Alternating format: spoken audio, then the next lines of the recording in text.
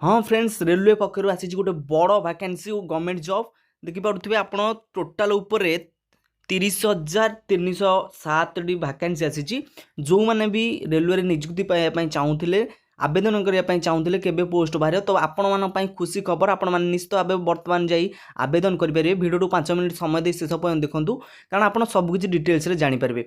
Video पसंद आसे video गोटे लाइक करेंगे आपण ही भिडियो बनाऊँ भिडियो लाइक करने सहित सांग पाखु सेयार करें। तो चलते डेन कर भिडियो स्टार्ट करवा। तो देखिपे टोटाल उपर वैकेंसी आसी 30,307 वैकेंसी कैटेगोरी कथा कहया रेलवे जॉब अटे आम भल भाव में आपको बुझेऊ से सब देखूँ।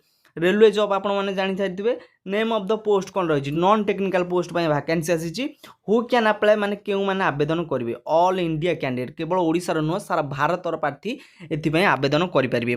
प्लेस ऑफ पोस्टिंग माने पोस्टिंगटा कोठी पाइबे इंडिया जेकोसी स्थान आक्रॉस इंडिया जेकोसी स्थान केवल ओडिशार पोस्टिंग नुह एटा रेलवे जॉब तो तेणुक सेंट्रल गवर्नमेंट आपड़ जेकोसी स्थान इंडिया जेकोसी स्थान। लास्ट डेट केबे लास्ट डेट आपणकर 29/9/2025 मन रखी था लास्ट डेट अच्छी आप अप्लाई स्टार्ट हो संपूर्ण डिटेल्स भाव जानवे से सब देखु था। जेंडर कथा कह गले बोथ मेल एंड फीमेल पुओ झील उभय आवेदन करेंगे।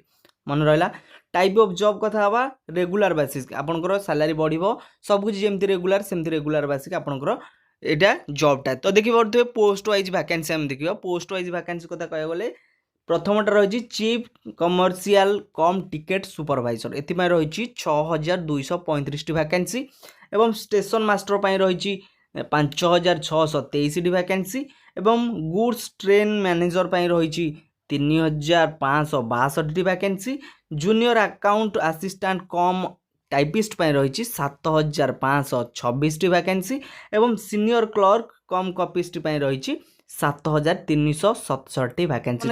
एज लिमिट कौन मागुची बयस केते मागुची बयस आप देखिए मिनिमम 18 रु मैक्सिमम आपंकर 36 वर्ष बयस होता आवश्यक 18 रु 36 18 कमिल हेनी कि 36 रु अधिक आप जॉब आवेदन करेंगे ना।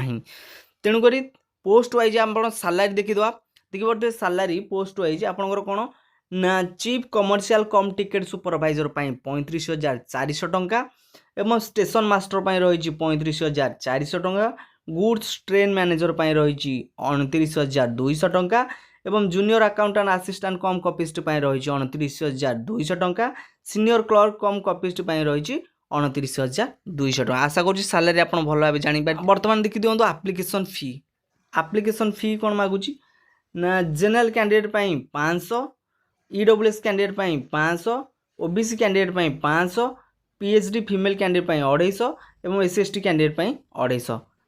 तो ये क्वालिफिकेशन कौन मागुची क्वालिफिकेशन आपंकर केवल ग्रेजुएशन पास करेंगे ग्रेजुएशन पास करेंगे देखिपे केवल ग्रेजुएशन पास तापर कंप्यूटर नॉलेज भी थिबा आवश्यक जो पोस्ट पर कंप्यूटर नॉलेज मागुची आपन से कंप्यूटर नॉलेज आवश्यकता रही। सिलेक्शन केमती करा आपको ये जॉब पाई तो सिलेक्शन आपन को एग्जाम हम CTB 1 CTB 2 दुईटा एग्जाम हो एपाई सहित जो पोस्ट रे कंप्यूटर स्किल अच्छी स्किल टेस्ट करने स्किल टेस्ट दिज्व एवं कंप्यूटर टेस्ट केवल जानते ट्रैफिक असिस्टेंट एवं स्टेशन मास्टर आपंकर कंप्यूटर टेस्ट दि जाऊँगी। तेणुक जदि आप ट्रैफिक असिस्टेंट एवं स्टेशन मास्टर पकेबे तेणुक आपको कंप्यूटर टेस्ट देवा पड़ो ता सहित लास्ट रोज डॉक्यूमेंट वेरिफिकेशन एवं मेडिकल एग्जाम ये दुईटा लास्ट आपको पूरण करा पड़ो। ठीक अच्छे तेणुक आम आपको रिक्वेस्ट करूँ जदि आपण मैंने नियुक्ति पाइबा चाहूँगी तेबे जो परीक्षा हम बर्तमान एग्जाम हम एग्जाम केते मार्क हम देखिए मैथमेटिक्स 30 क्वेश्चन आसो 30 मार्क जनरल इंटेलिजेंस रीजनिंग आसो 30 क्वेश्चन 30 मार्क एवं जनरल अवेयरनेस 40 क्वेश्चन 40 मार्क आसो। ठीक अच्छे टोटाल उपर 100 क्वेश्चन 100 मार्क मल्टीपल क्वेश्चन आसो जहाँकि 90 मिनिट टाइम आपको दिज्व ए माइनस मार्किंग भी अच्छी मन रखी था 3टा जदि भूल कर गोटे मार्क कटो। ठीक अच्छे 1/3 आपको माइनस मार्किंग दवाक पड़ो। तो अधिक जानापी आम ऑफिशियल वेबसाइट लिंक दीजिए आपको चेक करेंगे केमती लगे वीडियो निश्चित कमेंट बॉक्स में जनइबे। जदि वीडियो पसंद आसी वीडियो गोटे बहुत मात्रा लाइक करेंगे। रोची धन्यवाद।